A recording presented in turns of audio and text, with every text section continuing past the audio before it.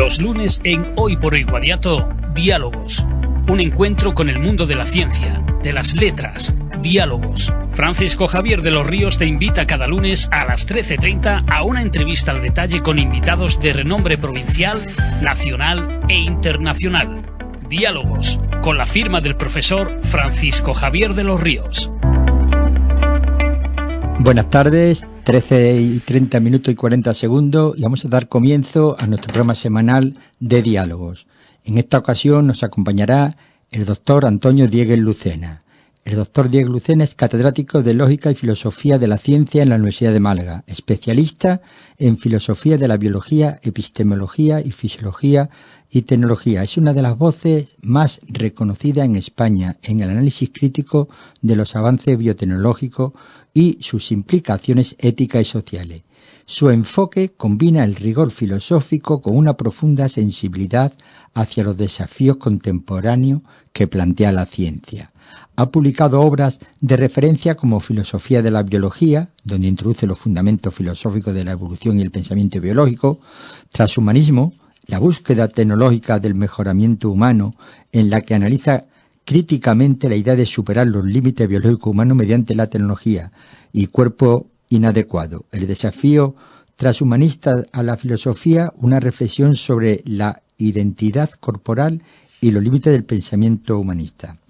Ha sido investigador visitante en el Instituto Internacional como Universidad de Helsinki, Harvard, Oxford, etc. Además fue presidente electo de la Asociación Iberoamericana de Filosofía de la Biología y ha dirigido revista Contraste.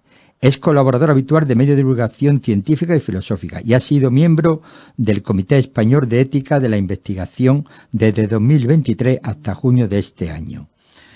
Su trabajo examina con rigor cómo los avances de la biotecnología, la inteligencia artificial y la neurociencia transforman nuestra concepción de lo humano, abriendo debates cruciales sobre la identidad, la ética y el futuro de la especie.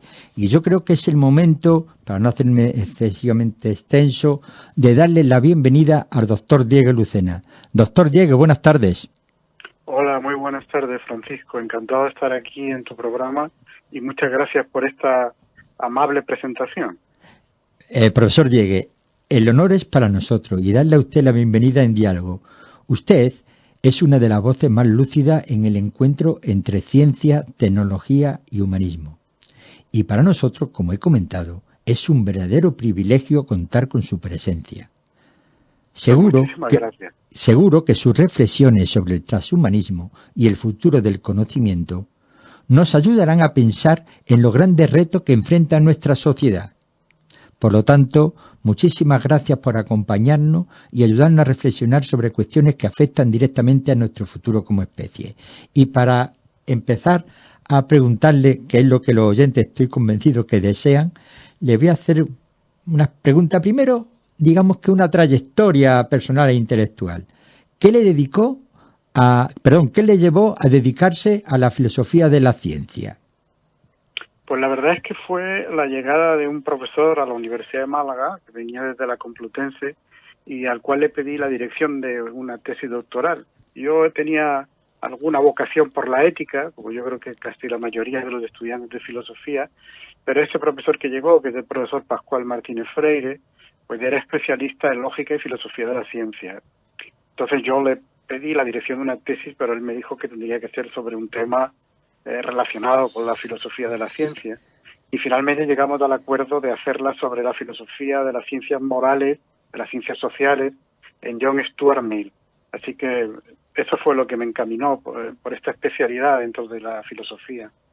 Bueno, la segunda pregunta posiblemente sea el profesor que usted ha mencionado, director de su tesis, el referente. Le quería preguntar si ha tenido referentes intelectuales decisivos en su carrera, ¿no? Sí, por supuesto. Él ha sido el primero, Pascual Martínez Freire fue el primero, y luego a lo largo de mi larga trayectoria ya, porque llevo casi 40 años en la docencia, pues he tenido otras influencias intelectuales, sobre todo un filósofo finlandés que se llama Ilkka Niiniluoto, del que aprendí bastante sobre el realismo científico, y iba a verle de vez en cuando allí a Helsinki.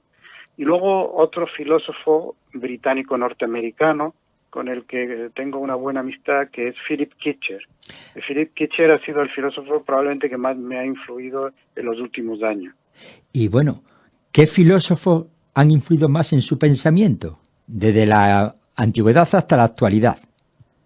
Pues me influyó Karl Popper, cuando empecé a trabajar sobre sus ideas, que es uno de los más importantes filósofos de la ciencia en el siglo XX.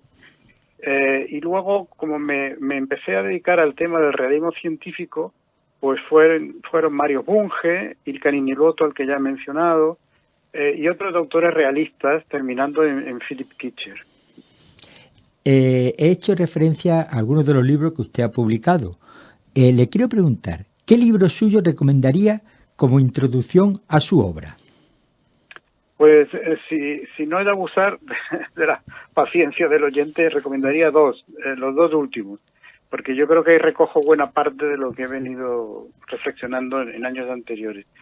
Se publicaron en el 2024 y uno se titula La ciencia en cuestión, sí, que es una reivindicación de la ciencia frente a los ataques que ha recibido y está recibiendo de movimientos negacionistas y anticiencia. Y por otro lado, uno que se titula Pensar la tecnología, que es el penúltimo, porque ahora tengo otro más reciente, pero vamos, estos dos yo creo que son los que podrían ayudar más al lector a situarse.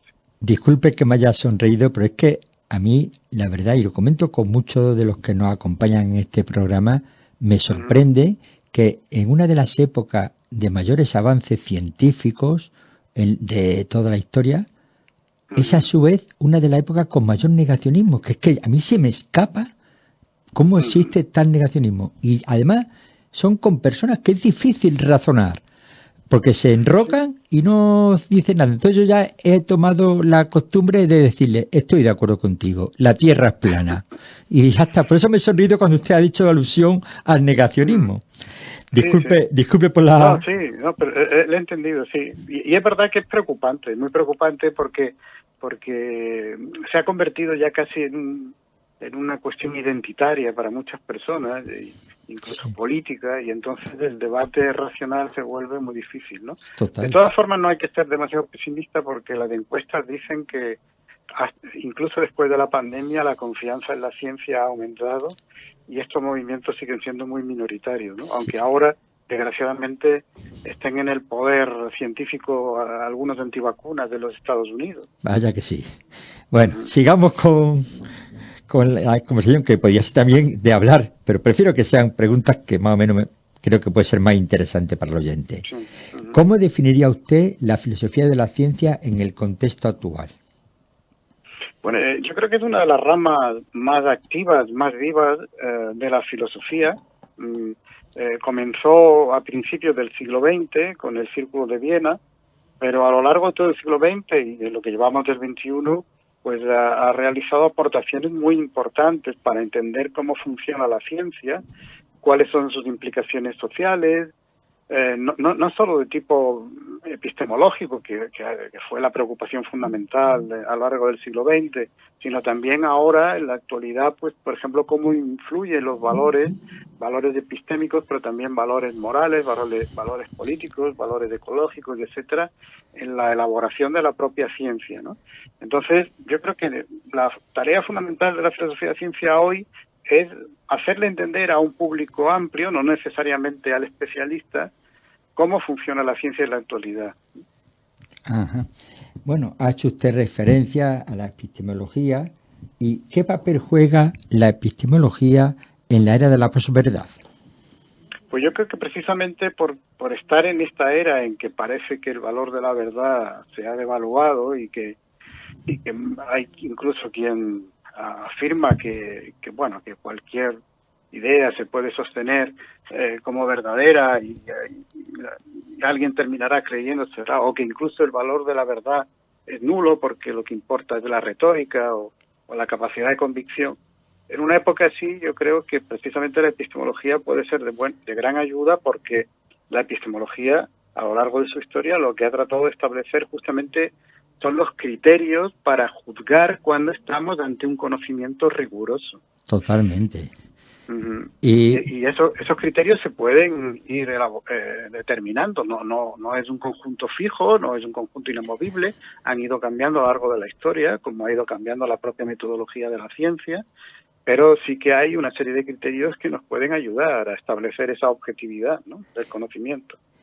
Y entonces usted es totalmente optimista en que la ciencia conservará su autoridad frente a otras formas de conocimiento.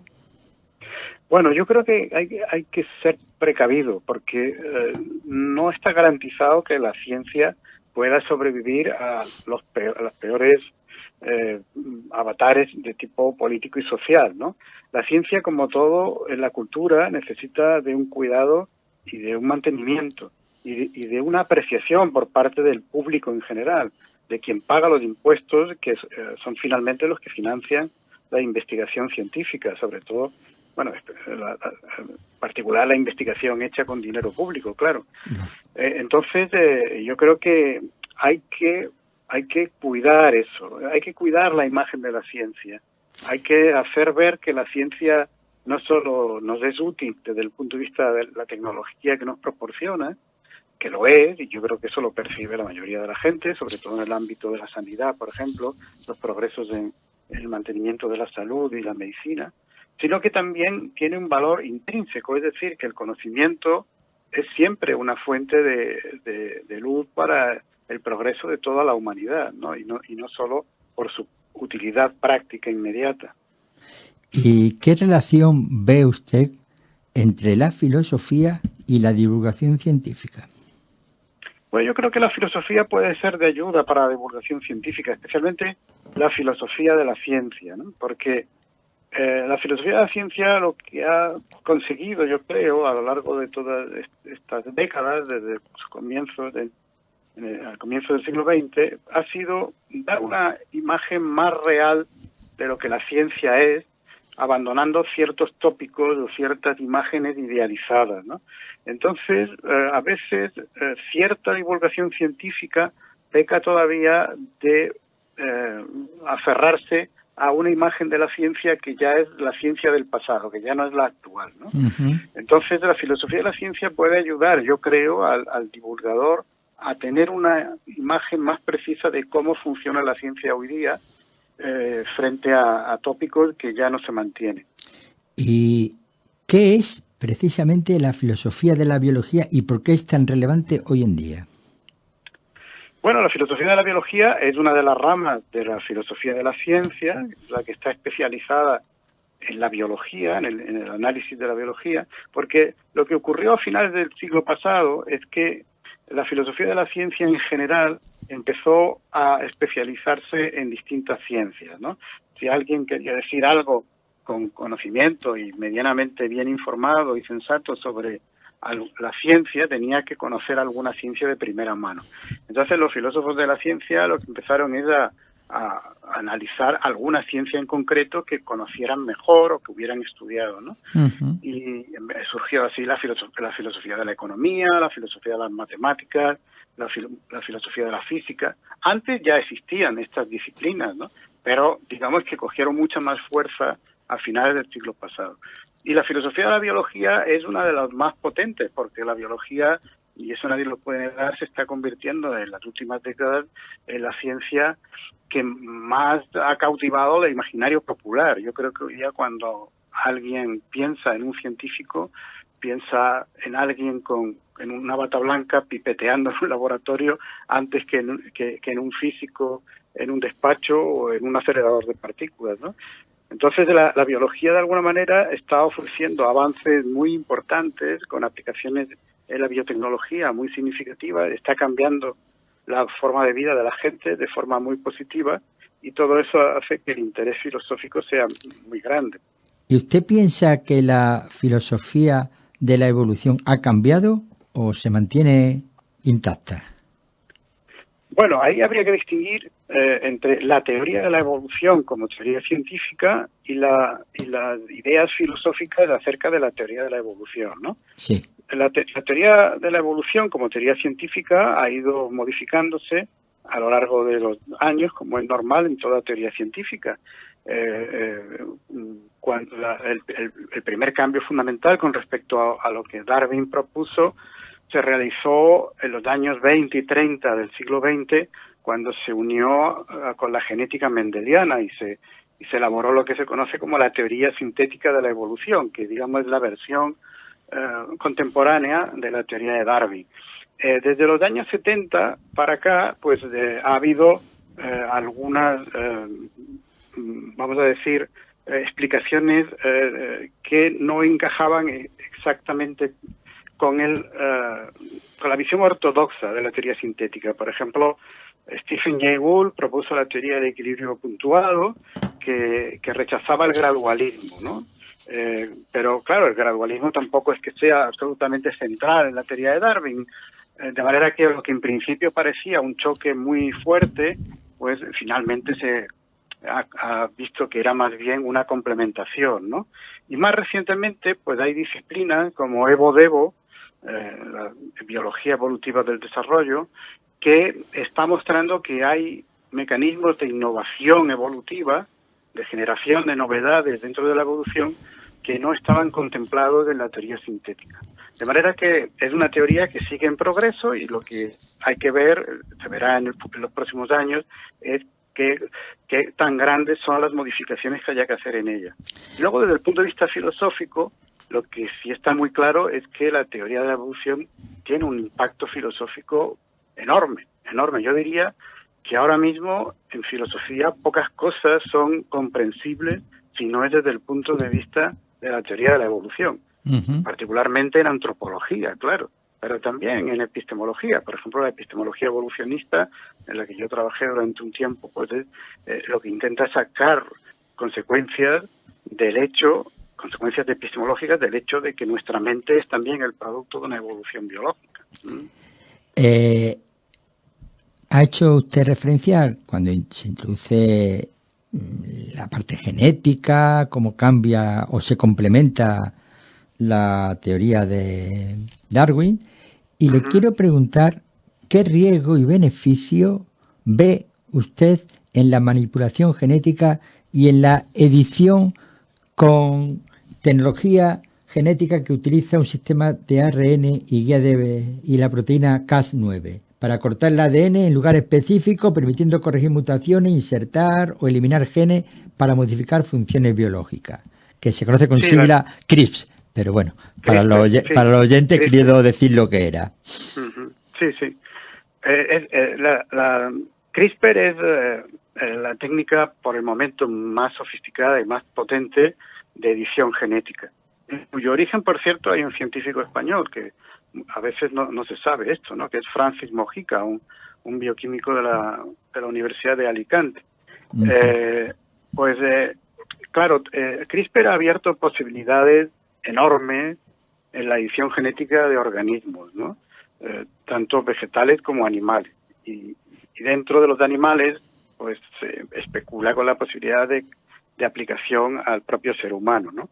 Por el momento, cualquier tipo de edición genética en embriones humanos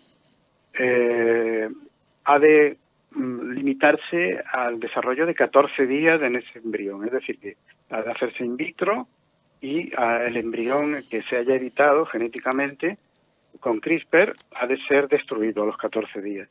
Lo que pasa es que en 2018 un científico chino, He Jiankui, pues asaltó esta norma y hizo que nacieran dos niñas gemelas, a las que había editado genéticamente mediante CRISPR con la intención de que fueran inmunes al virus del SIDA, porque el padre padecía SIDA. Bueno, esto fue un escándalo internacional, este científico fue condenado a cárcel y a una fuerte multa y abrió al debate sobre la conveniencia futura de que estas técnicas se aplicaran al ser humano con vistas a la mejora. En principio, el debate era, bueno, si alguna vez estas técnicas son seguras para el ser humano, que por el momento no lo son, pues quizás se puedan aplicar para eliminar genes defectuosos que causan enfermedades monogénicas, ¿no? Claro. Alelos mutantes que causan enfermedades graves, ¿no? Pero, claro, una vez que se abre esa posibilidad, también queda probablemente como una consecuencia imposible de cerrar la posibilidad de utilizar también estas técnicas para la mejora del ser humano. Y claro, ahí es donde el debate pues se vuelve mucho más candente, porque con muy pocas excepciones la gran mayoría de los científicos y de los humanistas creen que había graves problemas morales en aplicar esto a los seres humanos con vistas a la mejora del ser humano. Bueno, cuando le he presentado he hecho referencia a una publicación sobre el transhumanismo y su investigación en ello, y le quería preguntar para los oyentes qué es el transhumanismo y por qué se considera tan problemático. Bueno, el transhumanismo es una corriente cultural, filosófica, una corriente de pensamiento que surgió en el mundo anglosajón en torno a los años 80, aunque hay precedentes, ¿no? Pero más o menos empezó a coger cierto renombre en los años 80, fundamentalmente en la Universidad de Oxford y también en Silicon Valley. Y lo que propugna esta corriente es que hay que empezar a aplicar las nuevas tecnologías directamente a la mejora del ser humano. Hasta ahora la tecnología se ha limitado a mejorar nuestro entorno, a mejorar las condiciones de las que vivimos o a mejorar nuestras condiciones de salud, pero manteniéndonos como lo que somos, como seres biológicos pertenecientes a la especie Homo sapiens. Pero el transhumanismo lo que propone es ir más allá, es plantearnos la posibilidad de, mediante la aplicación de la tecnología, de trascender las fronteras de nuestra propia especie, de convertirnos en una nueva especie, una especie poshumana que supere en órdenes de magnitud las cualidades de nuestra propia especie. ¿Y usted cree que esa idea de superar nuestros propios límites biológicos es realista o es una utopía? Bueno, yo creo que en el transhumanismo se mezcla mucha charlatanería con algunas promesas más fiables desde un punto de vista científico. Por ejemplo, los transhumanistas prometen la inmortalidad, que la ciencia nos va a hacer inmortales. A mí me parece que eso no tiene ninguna base, que no es una promesa seria, ¿no? En cambio, lo que sí es cierto es que se está investigando de manera muy potente sobre el envejecimiento en seres humanos, en general, en animales, ¿no? Pero lo que nos interesa sobre todo es en seres humanos, que se están llevando a cabo ya ensayos clínicos con algunos medicamentos, que se han montado empresas muy potentes como Altos Lab, que fundaron en Silicon Valley en el 2022, me parece que fue, con un enorme capital para investigación sobre esta cuestión, y que probablemente en unos años veamos en el mercado algunos medicamentos que prolonguen la vida humana. ¿En qué magnitud? Pues los científicos serios no hablan de más allá de 140, 150 años, y eso ya es bastante, ¿no? No se trata de la inmortalidad, obviamente, pero ya una prolongación de la vida humana de manera más o menos generalizada hasta esa edad significaría un cambio social bastante importante.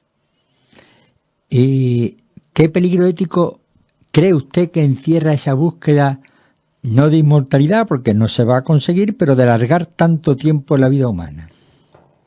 Bueno, ahí hay riesgos, ¿no?, que habrá que ver cómo se van venciendo, ¿no?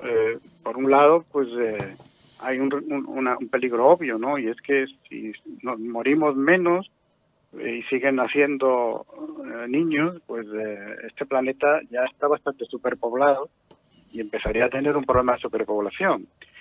Y eso habría que planteárselo. Y sería un poco distópico la idea de que para que no hubiera superpoblación, pues se prohibiera o se limitara muchísimo el nacimiento de bebés, ¿no?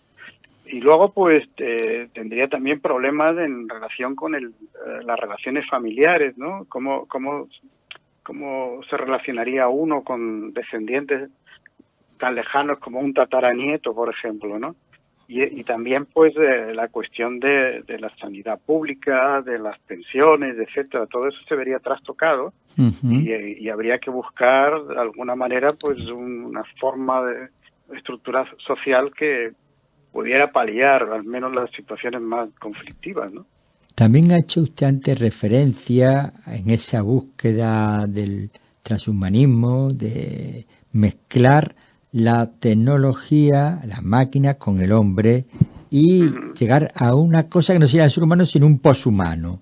Bueno, con implantes neurotecnológicos. ¿Qué opina usted de esa hibridación entre hombre y máquina? Bueno, ese es uno de los proyectos transhumanistas, ¿no? Un primer proyecto sería la mejora del ser humano mediante biotecnología, medicamentos y más adelante ingeniería genética, y una segunda vertiente sería la mejora del ser humano mediante lo que podríamos llamar la creación del cyborg, ¿no? La unión parcial con la máquina.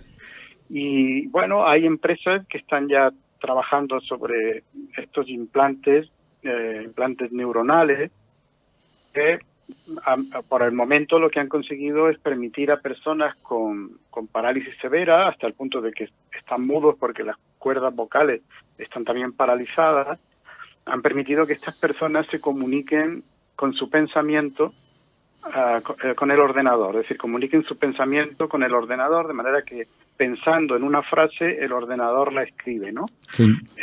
Elon Musk, con su empresa Neuralink, pero también otras muchas empresas, sobre todo en China, están trabajando en este tipo de implantes y en implantes menos invasivos, en implantes que se puedan llevar como un casco de electrodos, ¿no? Una diadema de electrodos, y que nos permitan manejar directamente ordenadores o aparatos telefónicos. Eso está todavía muy en sus comienzos y no se sabe cómo va a ir en los próximos años, ¿no? Si va a ser un avance rápido o no. Hay algunos neurocientíficos, como Rafael Yuste, que creen que esto va a ir rápido y que conviene ir elaborando una carta de neuroderechos que protejan a las personas frente a los intentos de hackear su mente a través de este tipo de implantes. Doctor Diego Lucena, me está pareciendo la entrevista muy interesante, pero el tiempo de la radio es el que es y nos quedan 2 minutos y medio.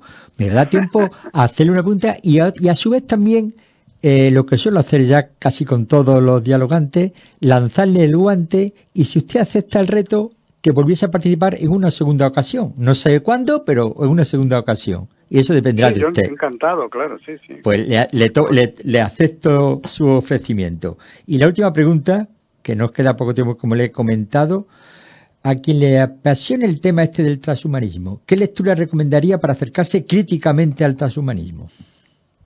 Bueno, pues si me permite la inmodestia, mi libro titulado Transhumanismo, la búsqueda tecnológica del mejoramiento humano, yo creo que es una buena introducción.